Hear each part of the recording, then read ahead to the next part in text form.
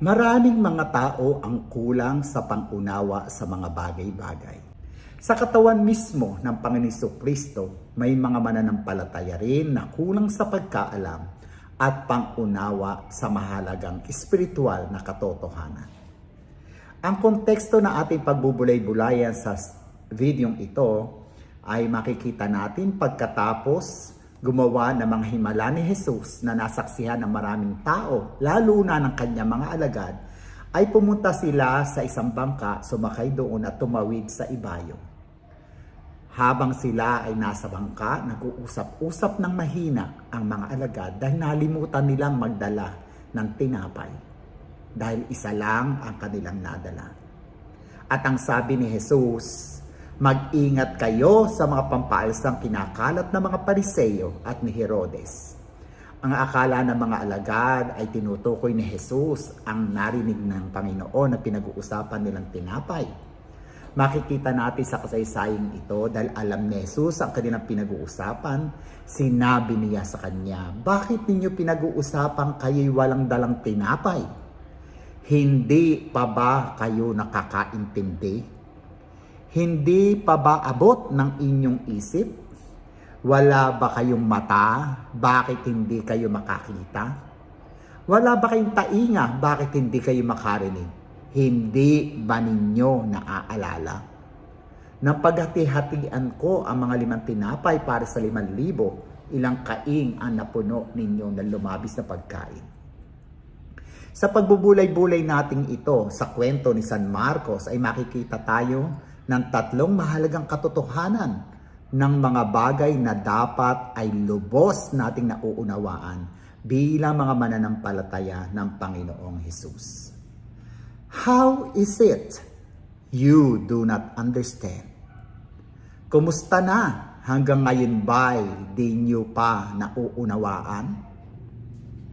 Ang unang bagay na dapat nating maunawaan ayon sa kwentong ito, ang mga espiritual na bagay ay mas mahalaga sa mga pisikal na bagay. Spiritual things are more important than physical things. Ang ikalawang dapat na maunawaan natin sa kwentong ito, ang mga espiritual na bagay ay panlaban sa libadura ng Pariseo at ni Herodes. Ang ikatlong katotohanan na dapat ay alam na alam natin, ang espiritual na bagay ang magpapaunlad sa ating pananampalataya. Sa kwentong ito ay muling binigyan din ni Jesus sa mga alagad ang mga himala na kanyang ginawa.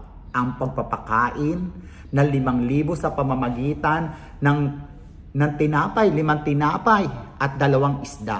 Ang pagpapakain ng 4,000 na sabi na ba na nakasulatan mga lalaki lang sa pamamagitan ng 7 tinapay at mga maliliit na isda. Kamangha-mangha, tunay na imposible na mapakain mo ang mga libo-libong tao sa kakaunting pagkain nito. Ngunit ito nga ay nagkatotoo. Kamangha-mangha dahil hindi lang nagusto ang pagkain, kundi may mga lumabis pa. 12 bakol ang inilabis nito. Bakit? Bakit ito ipinaalala ni Jesus sa kanila? Dahil ninanais ni Jesus na maunawaan ng mga alagad na ang mga espiritual na bagay ay tunay na mahalaga upang mapaunlad ang kanilang pananampalataya. Sa banal na kasulatan ay maraming paraan na itinuturo kung papaano dapat lumago ang ating pananampalataya upang maiwasan natin ang mga doktrinang mali at matumpak ang pamumuhay natin bilang mga Kristiyano. Una, matakot ka sa Diyos upang maiwasan ang kasalanan. The fear of the Lord is the beginning of wisdom. Manalangin at humingi sa Diyos dahil kapag tayo laging kaharap ng Diyos, makakamukha natin ang Diyos. Amen? Purihin ang Panginoon. Makinig sa mga payo ng mga malalagong mananampalataya. Malalagong mananampalataya. Piliin natin lagi ang ating mga kasama. Tulad ng mga leaders o mga pastor ng simbahan, dahil malalapit sila sa Diyos, mailalapit nila tayo sa Diyos. Patuloy tayo makinig ng salita ng Diyos Ang Paraclet TV patuloy nating tangkilikin dahil tayo ay tunay na lalago sa pamamagitan nito. Nasa pakikinig at pakikinig ng salita ng Diyos, mananampalataya natin uunlad ng lubos. Amen? Purihin ang Panginoon. Sa kaduluhan, ang sabi ni Jesus, hanggang ngayon ba hindi pa rin kayo nakakaintindi? Don't you understand yet? Nauunawaan niyo po ba? Ang sabi ni Haring Solomon, maliban na tayo ay mamuhay sa pamamagitan ng espiritual na mga bagay, mananatili tayong mangmang, mananatili tayong hangal, baliw o santong kabayo. Ang ebidensya na hindi tayo hangal, kaluluwa.